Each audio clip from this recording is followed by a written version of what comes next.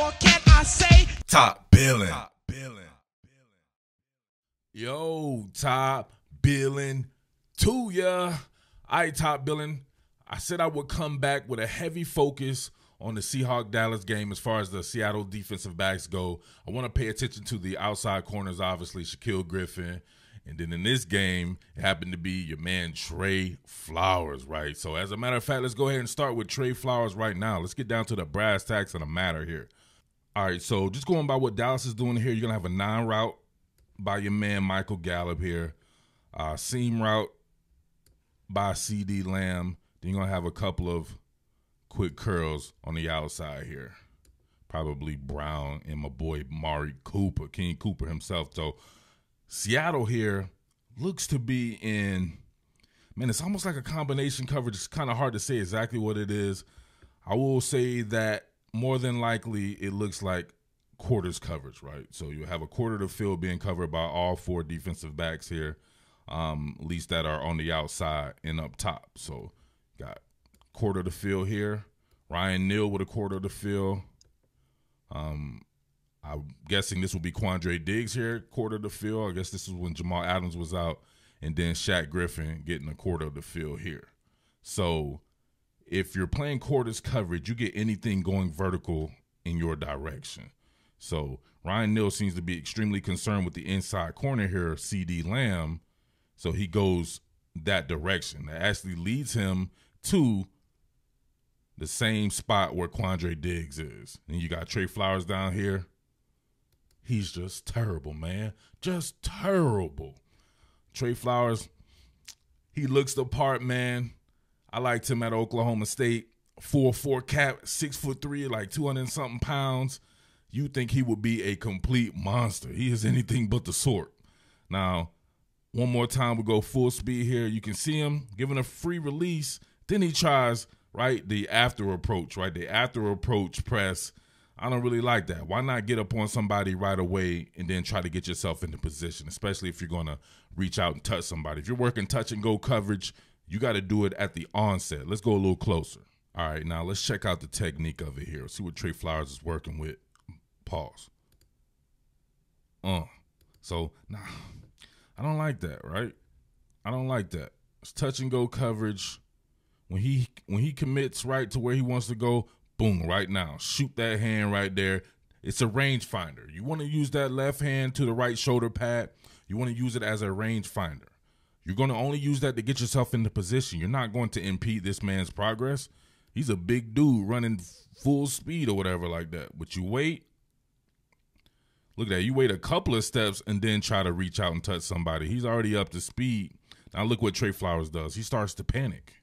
Look at that. That's how strong he is right there, right? Like a little kid. You touch him, he's like, man, get your hands off me. Right there. So then Trey Flowers wants to continue to touch him. Why not run and just get into phase? Not getting in the phase. Let's go back right here. Not getting in the phase, just running and touching. I wouldn't touch him until I'm right there in his hip pocket. But no, he keeps trying to. You know why? But you can't run. He's pumping his arms, running fast. You have one arm pumping and the other arm continuing to reach out. You're not going to run as fast as him. And Trey Flowers is faster than Michael Gallup. I would believe Trey Flowers, I know, ran probably I think it was a 4.4 at the combine. Michael Gallup was like a 4.5 guy, probably mid 4.5s to low 4.5s. So it just shows you right there, technique rules all.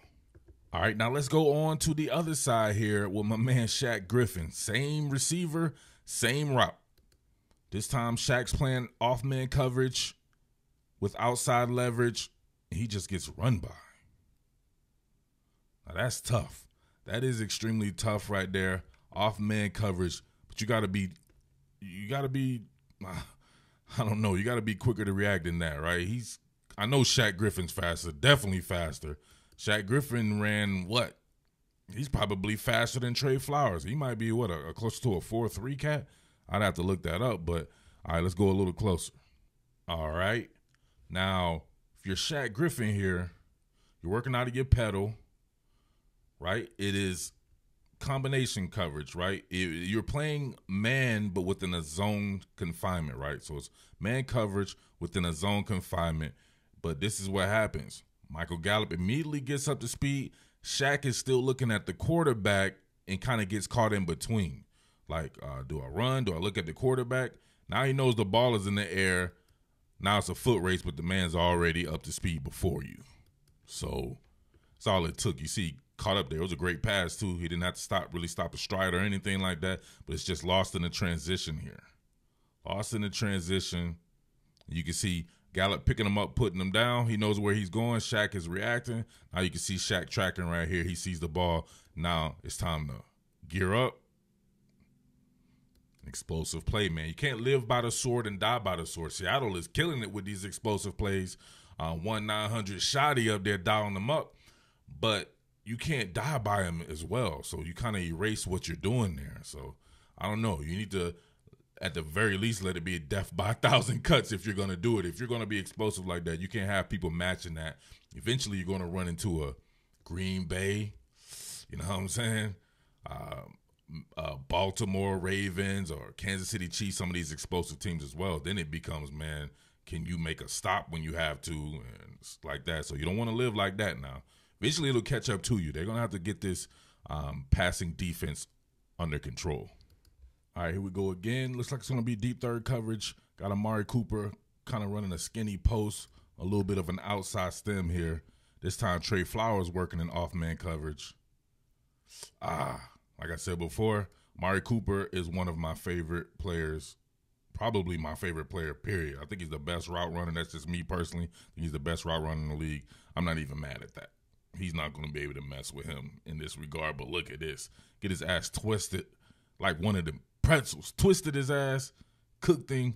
He couldn't even get a hand on him. Go a little closer. All right. Check it right there. Make sure everything's vertical. Oh, my God. Come on, man. This kid doesn't get enough credit, man. What is Trey Flowers doing? I'm sorry. He looks like a baby giraffe out there. Look at him.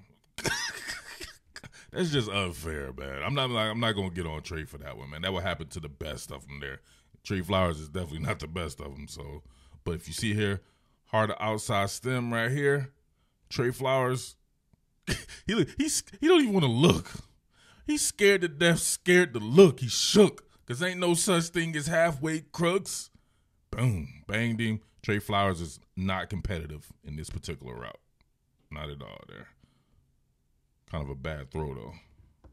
All right, back to Trey Flowers here with Gallup again. Check this out. Comeback route. Boom. He was just, let's be real here. He was scared to death again because he had got ran by from Michael Gallup. But this is what I don't like right here. If it's outside leverage, why are you on the inside of your player? How do you react to that? Even if you were to turn and flip your hips, you're out of position. You're just not in phase right there. If you're right here, I would expect, now this could be what they're teaching them or whatever like that, but if you have outside leverage, why not be on the outside? Outside leverage, and he's on the outside. Then a comeback route will be right in his wheelhouse. And then an in-breaking route, of course, he would just be able to stick his foot in the ground, like this. All right, if I didn't put this one in, people would be like, man, why you ain't show Shaq interception? I'm like, dude, I did it on the last one, so we'll just go ahead and put this one in here because it's a good teaching point here, right? Outside leverage, and look what you can do on an in-breaking route with that. That's why you play outside leverage like that. That should only be the reason why if you're working with outside leverage. Now, this may be forced outside leverage because he got banged and cooked off the snap, right? So now if you see he's playing with the outside leverage because he's on the outside, and if Amari Cooper wanted to run some type of outbreaking route, he'd have to get through Shaq to get there, right? And then Shaq would just subtly flip those hips. However, on an in-breaking route, you stick that foot in the ground, you're right in position, undercut the route. So I'm not sure what Trey Flowers is doing, man, right? I don't want to pick on this guy or whatever like that. He is a professional athlete, though, and he was a talented cat. He's a talented cat just from the simple standpoint of his skill set and his size and his measurables and stuff like that. But now listen, keep in mind, right? Obviously that's Quentin Dunbar's spot. But as you see, he's one injury away from being your primary guy who have to go against guys like Aaron Rodgers throwing to a Devontae Adams and Marquez Valdez-Scantling and Lazard and these guys, they could literally just pick on this dude all day long, right? You think what the Chiefs would do with Patrick Mahomes. He has to get it together. All right, it's going to be the last one right here. I was going to do something on the slot, but my man Ugo Amadi, I think he needs his own thing, right? He's been a breath of fresh air if you like cornerback play. He's been very good in Marquise Blair's stead. So if he plays well against the Dolphins, I may have to give him his own shine here. So, all right, you got a post-over concept going on right here. You got Amari Cooper going to be in motion, widening out. Going to have Cedric Wilson on your over route. Then you're going to have Michael Gallup here with a hard outside stem into a post there. But you, of course, in your deep third coverage, which is what? Zone, right? It's a zone concept, but it's got man principles to it. So if you're working with that here, you're going to see what happens. Shaq Griffin is already out leveraged because he's working with outside leverage and a guy that's positioned tighter to the line of scrimmage in a reduced split. So see the motion here. Shaq is done just from the spacing and Cedric Wilson can run, but how do you navigate this, right? If it's man coverage within a zone confinement, you could possibly say that Trey Flowers went too far inside here, being as though Jamal Adams is right there for the help. If he has a deep third, I don't know how far that third goes, but he's unable to react to this right here. Shaq Griffin is beat, and then he gets beat as well. So I don't know. That's a tough scheme right there. That's something that they saw, right? They knew when they were in that deep third coverage or something like that, they were going to eventually run this post over and maybe catch someone napping. So it's got to do with your FBI, right? Your football intelligence. I'm not sure. I think Brandon Browner and Richard Sherman back in the day were like the kings of being able to come off their initial assignment and then still be within the confines of the scheme. So I don't know, man. I definitely want to see more Quentin Dunbar. Hopefully he's not injured anymore or whatever like that. But regardless, Trey Flower needs to get up to snuff because you just never know. It could be his time to shine permanently, and you have to run with what you brung. But moving forward for the next year, there are some guys I'll definitely go over that could fit this scheme in college, being as though that's my background right there. I know quite a few I think that could fit this scheme perfectly. So I know the Seahawks going to be picking pretty damn late. So, but I'll have somebody there for you. It just depends, right? So, all right, man. So there you go. I said I was going to come back with that. Came back with the goods.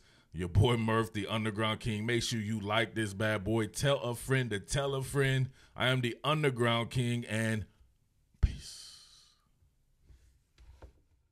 What more can I say? Top Billin.